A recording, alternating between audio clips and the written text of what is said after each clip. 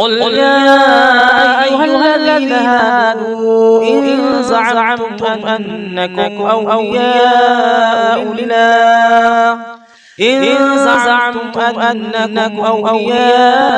لله من دون الناس فتمنوا الموت إن كنتم صادقين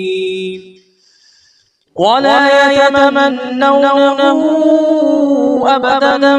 بما قدمت أيديهم والله عليم بالظالمين.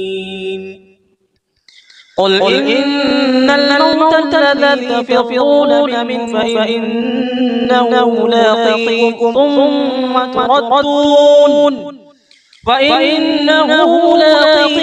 ثم تردون إلى عالم الغيب والشهادة فينبئكم بما